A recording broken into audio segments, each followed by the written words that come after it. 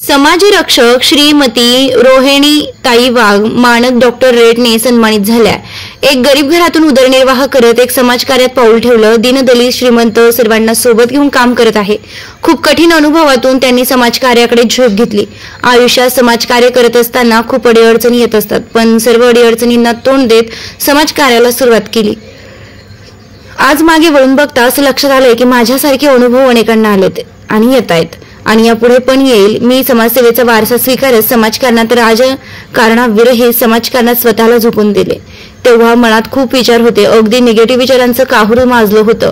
माझ्या घरातील लोक काय म्हणतील, समाज काय म्हणेल आणि मी समाजकार्यात यश मिळेल की नाही, अशा अनेक विचारांनी माझा बाजूंनी गराडा घातला होता। पण स्वतःला सिद्ध करायचं हा निर्धार मनात धरला। समाजसेवेच्या बहुसागरात स्वतःला वाहून घेतलं। कधी कधी मनात यायचं की मी इतके काम करूनही माझ्या कामाला कोणी प्राधान्य देत नाही किंवा याची दखल घेत नाही। शक्य होईल तितकी मदत करत होते। यात मला कोणी चांगलं म्हणलं किंवा मला कोणी शब्बसकीची थाप देईल हा विचार कधी मनात माझ्या आलेला नाही।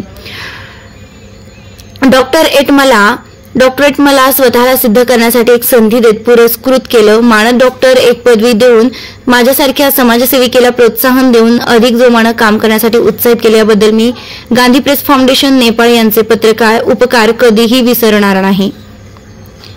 उभी राहील अशी ग्वाही रोहिणीताई वाघ यांनी रोखठोक रणरागिणी न्यूजच्या संपादिका सौ गायत्री लचके यांच्याशी बोलताना सांगितलंय। रोखठोक रणरागिणी न्यूजसाठी सौ गायत्री लचके, नाशिक।